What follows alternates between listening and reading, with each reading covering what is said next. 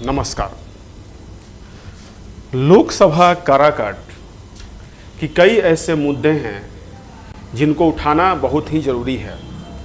आम चुनाव का समय आया है, आप अपने प्रत्याशियों का चुनाव करेंगे, लेकिन कौन से प्रत्याशी आपको ज़मीन पर विकास करके दिखाएंगे, इसके बारे में आपको ज़रूर सोचना ही होगा।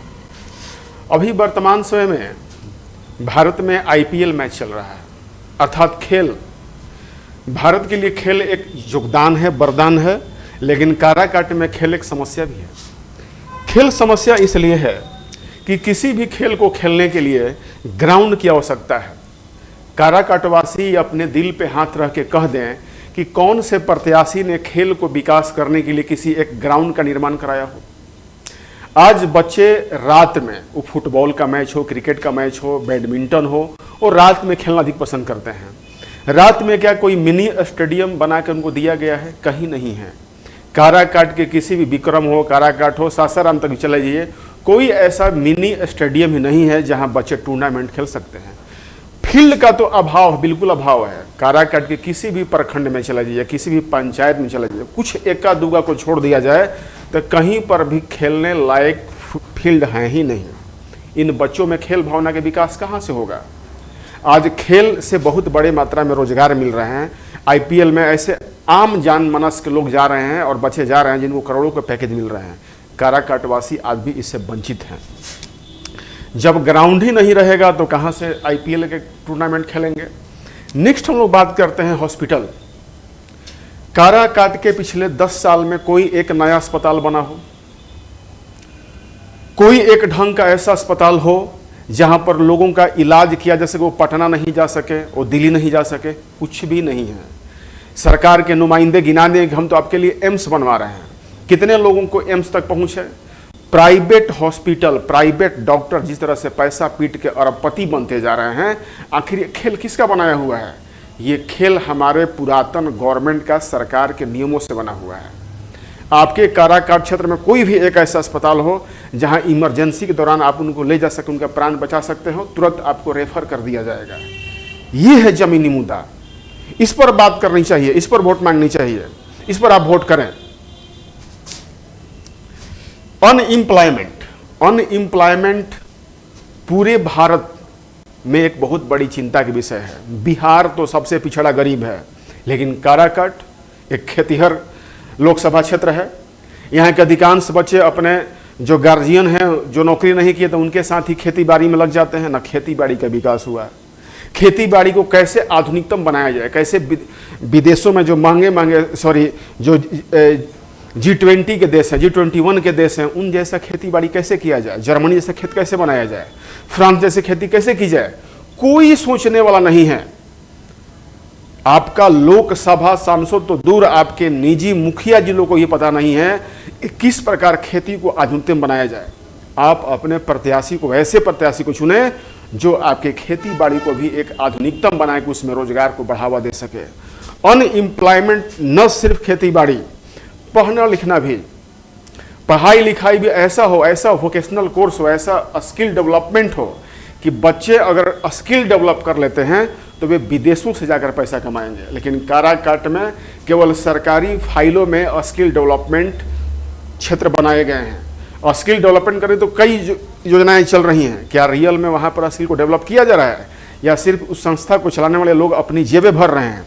तो इसलिए ही बहुत बड़ा मुद्दा है, कैसे काराकाट के लोगों के अनएम्प्लॉयमेंट को एम्प्लॉयमेंट बदला जाए। इसके पास, हमारे पास बहुत अच्छे प्लान है जिसको जमीन पर आसानी से उतारा जा सकता है।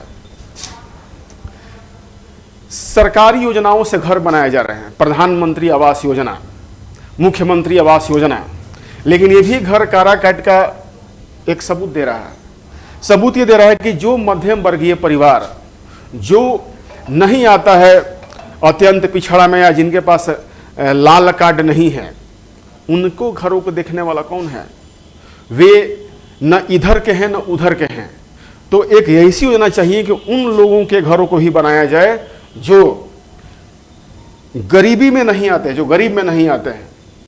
तो उनके घरों को चिंता कौन करेगा? ये भी चिंता करनी सरकार कि ये ऐसे घरे हैं, कब धाराशायी हो जाएंगे और कब लोग घरों में विलीन हो जाएंगे, ये काराकाट के लगभग कई पंचायतों में देखने को बहुत ही आसानी से मिल जाएगा।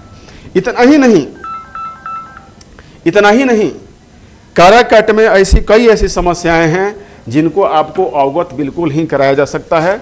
नेक्स्ट समस्या देखिए, सूखा की है। काराकाट एक कृषि बहुल क्षेत्र है, सोन कमांड एरिया से सिंचाई होती है, लेकिन दिनों दिन लगातार जिस प्रकार सोन नहर में या सोन नदी में पानी की मात्रा कम होती जा रही है, काराकाट एक सूखा प्रभावित जिला लगातार बनते जा रहा है। सिर्फ नहरों के विकास से सिंचाई नहीं हो जाती, इन नहरों में पानी लगातार आते रहने चाहिए। इन नहरों में पानी आने का मतलब ये होता है कि निरंतर यहाँ पर पानी मिले जिससे सिंचाई हो सके। लेकिन आज ये है कि काराकाट में आए दिनों क्या हो रहा है, काराकाट की जनता सूखे से ग्रसित हो रही है और उनका उत्पादकता प्रभावित हो रहा है।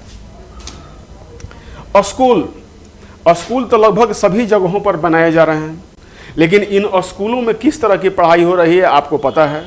वर्तमान में जो शिक्षा सचिव हैं के पाठक, उन्होंने टीचरों पर तो नकेल कस दिया कि आप 9 बजे जाइए और 5 बजे आइए, लेकिन इन टीचरों के दिमाग पर नकेल कौन कसेगा। ये टीचर क्या पढ़ा रहे हैं, कैसे पढ़ा रहे हैं, इनकी गुणवत्ता कैसी है। ये अलग बात है कि बीपीएससी द्वारा टीचरों की बहाली की जा रही है, लेकिन जिस तरह से आप टीआरई 3 परीक्षा में देखें हैं कि किस प्रकार मुन्ना भाई लोग टीचर बन रहे हो, क्या पढ़ाएंगे, बिल्कुल नहीं पढ़ाएंगे। तो ऐसे अगर कोई सांसद है, आपका एमएलए है, एमपी है, ये जब तक आप इन स्कूलों में जाकर के, इनके स्कूलों में जाकर के ये उसके हाल चाल नहीं लेंगे, तो सिर्फ एक शिक्षक अधिकारी तो वो पैसे लेकर अपना काम चला लेगा। ये जनप्रतिनिधि का मतलब होता है कि उसके क्षेत्र में पढ़ाई के स्तर क्या है, शिक्षा क्या है। आप इसमें एक और सच्चाई देखिए, यहाँ तो आप बिल्डिंग बने हुए देख रहे हैं, लेकिन ये भी आप 2 महले बिल्डिंग देख रहे हैं, लेकिन 2 महले बिल्डिंग के प्रांगण में देख सकते हैं किस प्रकार कीचड़ फैला हुआ है। ये राजकीय प्राथमिक विद्यालय है, ये बिहार किसी क्षेत्र का है, ये सब जगहों पर समस्या है। तो मतलब कि ये समस्या है कि कीचड़ फैले हैं, तो बरसात में बच्चे हैं पढ़ना आना चाहेंगे, नहीं आना चाहेंगे। दूसरी ओर अगर विद्यालयों का रंग देखा जाए, देखिए विद्यालयों को झोपड़ी पढ़ाया जा रहा है। आप आए दिन कई ऐसे जगहों पर देख रहे हैं कि टीचर का महीना है 1 लाख। जो टीचर इस विद्यालय में पढ़ा रहे हैं उसके तो घर आलीशान बने हुए हैं, लेकिन यहाँ जहाँ पर वो काम कर रहा है, जो कार्य क्षेत्र है, वहाँ देखिए एक झोपड़ी है और बच्चे जो उन पर पाठ्यक्रम कर रहे हैं। ऐसे कईयों उदाहरण है काराकाट क्षेत्र में और बिहार में। इस पर तो बात करने वाला कोई नहीं मिलेगा आपको। इसको तो जमीनी मुद्दा समझ के कोई डेवलपमेंट करने वाला मिलेगा नहीं आपको, और वोट उनको जरूर चाहिए। देखिए ये शिक्षिका महोदय हैं, ये सिर्फ 4-5 बच्चों को, 8 बच्चों को पढ़ा करके इनका सैलरी कम से कम 1 लाख रुपए होगा। अब इन बच्चों का कौन सा भविष्य गढ़ेंगे? महानगरों में रहने वाले, मेट्रोपॉलिटन सिटी में रहने वाले, राजधानियों में रहने वाले जो बच्चे महंगे प्राइवेट स्कूलों में जाते हैं, उनकी तुलना में कहाँ इनकी समानता है? ये कितना सिखा पाएंगे इनको? ये सारे मुद्दे ऐसे हैं जिन पर सभी प्रत्याशी बात नहीं करते। आंख मूंदकर वोट देने से अच्छा है कि आप प्रत्याशियों को जानें, समझें और तब वोट दें। मैं 2 लोगों के बारे में बात करना चाहता हूं पिछले 10 सालों में। उपेंद्र कुशवाहा महाराज 14 से 19 तक सांसद रहे। कोई भी एक ऐसा जमीनी मुद्दा हो जिस पर उन्होंने काम किया हो और समस्या का समाधान किया हो। उसके बाद महाबली सिंह कुशवाहा पिछले 5 वर्षों में कौन ऐसा काम किए हों जो समस्याएं मैं आपको गिना रहा हूं उसको जमीनी स्तर पर उसको हल किया हो? नहीं किया है। फिर यही ऐसे ही लोग आपके बीचों में घूम रहे हैं, बहुत से बरसाती मेढक की तरह टर टर टर टर करते हुए आपके क्षेत्रों में घूम रहे हैं। या ये लोग आपके विकास का नहीं है, इनको खुद नहीं पता है कि विकास होता कैसे है।